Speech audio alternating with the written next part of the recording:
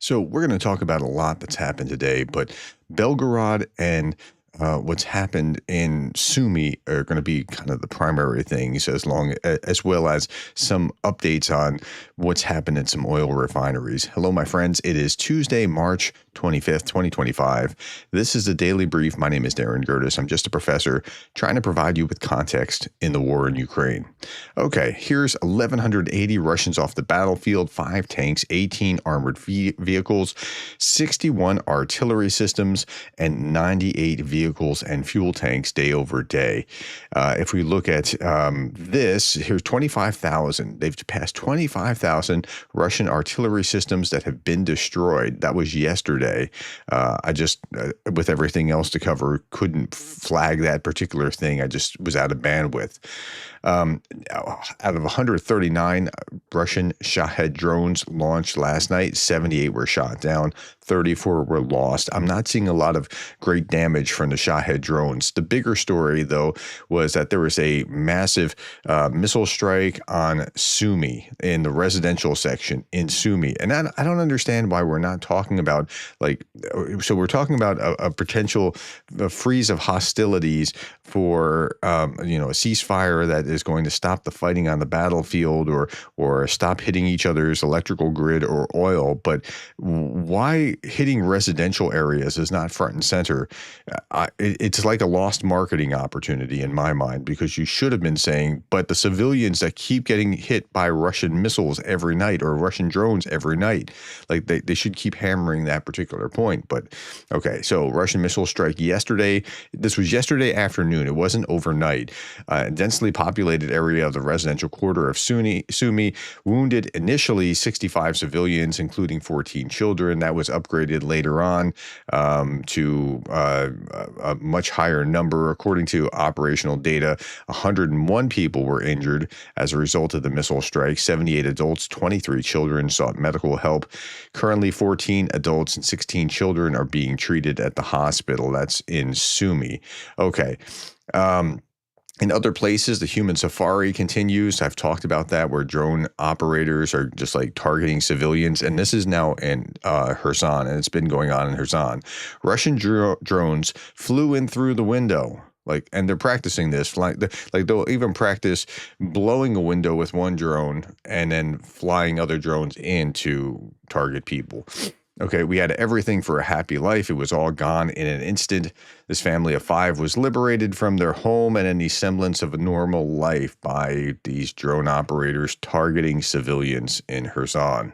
And again, that should be a bigger story than it is. Okay, as a result of the attack of Ukrainian drones on the Kavskaya oil transshipment point in Krasnodar territory. This was a few days ago. The facility has completely stopped operating. Its restoration is impossible in the foreseeable future. So this was a few days ago, as was this. Ukrainian armed forces conducted uncrewed aerial systems attack on an automated ammunition storage area located at Russia's Engels 2 strategic air base. Overnight, 19 to 20 March, Engels 2 is a military base used extensively for strike operations approximately 600 kilometers from the Ukrainian border. The area struck almost certainly was a range of aerial munition being used against Ukraine, causing significant damage. The substantial loss likely disrupt the operations from the airfield in the short term. The strike is Ukraine's most successful targeting of Russian munitions depot in 2025 so far, and continues the pattern of regular Ukrainian UAS strikes deep into Russian territory, highlights continuing struggles that stretched the Russian air defense faced in protecting its strategic military locations. Now, I'm going to talk about this in just a little bit more about how they went about doing that, how they were able to actually get where they're going. In the meantime, Zelensky confirmed the use of long Neptune cruise missile against Russian oil refinery. This wasn't the first strike. Ukraine had already used it in a military target in occupied Crimea, and new systems are tested regularly. So they're working at additional weapons as well. But how are they able to do this kind of thing? Well, okay, so Ukrainian drones methodically eliminated Russian air shield to create corridors for strikes on high-value military and enemy targets. So they have to if you take out this, then the next thing is to take out that, and the next thing is to take out the next thing. And so here it is in Euromaidan Press. They first destroyed Pantsir S-1 systems in Belgorod, FPV drones, creating gaps in Russia's defenses. This allowed further FPV strikes on, I don't know how to pronounce that, Nioboyum SV electronic warfare systems, which typically jam large drones and missiles. And then they have to do more and more beyond that. And then with it disabled, Ukraine deployed long-range drones to hit air defense ammunition depot, supplying S-300 and S-400 regiments, preventing long-range systems from intercepting Ukrainian drones targeting the deep rear. The Ukrainians struck further air defenses along the front line area, most notably in Zaporizhia, where they used FPV kamikaze drones to destroy a Buk M3 launcher and the electronic warfare system protecting it. So you're getting this cascading effect, and yeah, that's what's happening there. Okay, let's turn our attention to the front line analysis per cross direction. We usually just look at per cross. If we're only going to look at one place on the battlefield, we'll look at per cross just to see what the intensity is. Russian invaders led 38 assaults, not terribly high, not terribly low either. It's, I guess, a medium range number here. Big news: Ukrainian armed forces on the southern flank of the Turets direction successfully breached Russian defenses, and with the involvement of the Azov Brigade, managed to liberate the villages of Sherbernivka and Leonidivka. Okay, so they're making some progress there as well. Ukraine's forces struck a troop concentration in Russia's Kursk region, eliminating around 30 soldiers, General Staff of the Army has claimed. And here, this is interesting. Okay, Russians completely blanked up. Ukrainian forces enter Dimitovka in Belgorod as 96% of the district flee. Now, it's a small town, but people are getting out of Dodge.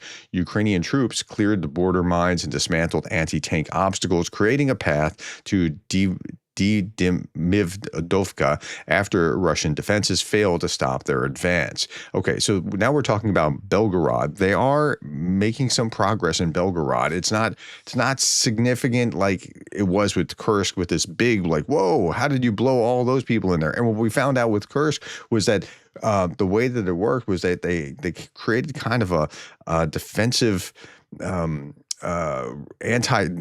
they jammed all the drone operation around as they went in, and that's what allowed them to go in large numbers that they did.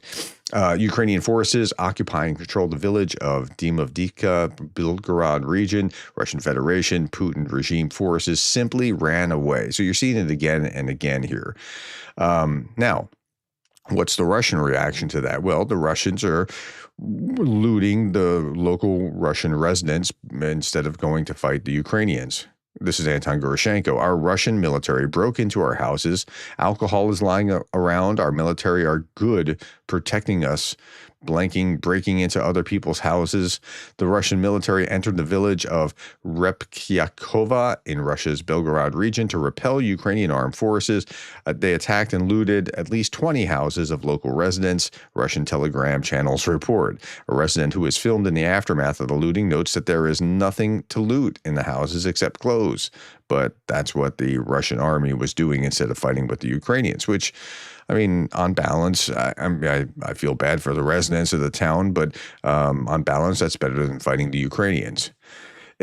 There's kind of a metaphor alert here where, like, okay, a motorcycle can throw anyone, right? I mean, this is not uncommon, but that they're going into battle on motorcycles civilian motorcycles is showing you that there's a problem here. But there's some significant issues with the Russian military. Okay, we're tired of washing body bags. We're really tired of washing them. A Russian military expert and Z-Patriot Maxine Kilmov says that the losses in the Russian army are so huge that there are no longer enough bags for the dead. That's kind of where they are. We're anticipating this in the 3-day or 3-week war. Ever-crafty Ukrainian drone operators no longer need Russians to be present at the time that they show up. Here, a Ukrainian team discovers the hideout of a Russian drone operator, Russian drone operators, plural, subsequently placing a drone inside this hideout while they were away. And then, well, so here you'll see these guys coming out of their hole, and I'm not going to show what happens to them, but he's not long for this world. Russia. Okay, now let's turn to some more political news. Russia demands withdrawal of Ukrainian forces from Donetsk, Zaporizhia, and Kherson regions in talks with the U.S., according to the Moscow Times. Now we'll hear about that later on today. We'll hear what their verdict is. They're going to be coming out with some statement after 4 p.m. So we'll find out more about it later. Just now, dictator Lukashenko declared himself president of Belarus for the 7th time in a row. He won the election, which he rigged, and he's the first and only person ever to hold this office since it was created, of president of Belarus. Half the world dreams of our dictatorship, he said at his inauguration. I'm not sure that they do. I've been to Belarus, and I'm pretty sure that they don't dream. Well, if there's a dream, it might be a nightmare. It's one of the most pro-communist places on earth still, like with maybe North Korea and Cuba rivaling for that attention. SBU arrests a woman who used walks with her 6-year-old son to gather intelligence for Russian strikes. This 39-year-old woman has been detained in Odessa for collecting strategic military coordinates, particularly on Ukrainian naval infantry bases. And so this kind of thing, it still happens. It's fewer and further between, but it's still happening.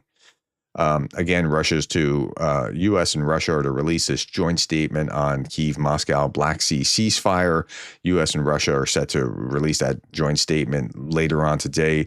They're possibly going to revive the Black Sea ceasefire, which would bring back the grain deal. Ukraine doesn't need the grain deal. They figured out how to work around this by hugging the coast or using inland routes.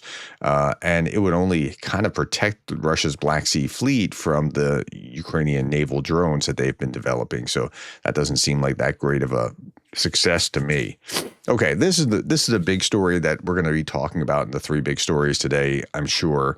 The Trump administration priorities laid bare in a leaked Signal group chat. So if you're not aware, you're going to hear about this. The vice president and secretary of state and secretary of defense and some others were in this group chat. Well, it was on Signal. It wasn't using official U.S. federal government communications. It was on the Signal app, which is problematic. But they signaled their hatred for Europe and how they want to protect the Saudi interests and things like that. So here's some little snippets of this. J.D. Vance is saying to Pete Hegseth, if you think we should do it, let's go. I just hate bailing Europe out again. Just make sure that our messaging is tight here, and if there are things that we can do up front to minimize the risk to Saudi oil facilities, we should do it. They're talking about it going after the Houthis, who are creating problems with shipping in the Middle East. And so part of this is just this perspective of just outright despising the Europeans. I mean, that's where J.D. Vance is. It's unfortunate. Unfortunate that they have the stance. Unfortunate that it's coming out in this way. Unfortunate that they are actually using the wrong comms. Remember, I mean, what happened with Hillary Clinton years ago with the emails that were on a server that they shouldn't have been on, and Republicans were up in arms. I was up in arms. I'm up in arms about this. This is stupid too. And this should never have happened, and they should be punished for that, right? Okay, so these are the guys that were in the group chat, and I'll talk about it again later on today, including Waltz, Vance, Hegseth, Rubio, Gabbard, Radcliffe, Susan Wiles, the head of the office, Stephen Witkoff. Was he in that group chat when he was in Russia? Stephen Miller and others. But there was one other, because they accidentally added a journalist to that list. Somebody accidentally added a journalist from the Atlantic magazine, not knowing that he was there, and that's how this thing broke. And we'll talk about it again some more later. Okay. Reconnaissance crew is ready for work. These are some drone operators getting ready for hopefully a big day. And then finally, Darth Putin, 2 last things. Darth Putin, 1949, Operation Preboy. I don't know if I'm pronouncing that right, started, the USSR forcibly deported 90,000 Baltic people to inhospitable parts of Russia. 70% of those deported were women and children under 16. Imagine mass deporting children today. Yeah, it's happening. And, one of the side effects of this was when you mass deport, say, from Lithuania, now Lithuania has a sizable portion of Russians who moved to Lithuania during that time period, and so now they have a good percentage of their population that are Russian, and gives Russia a pretext to go protect Russians in the borders of another country.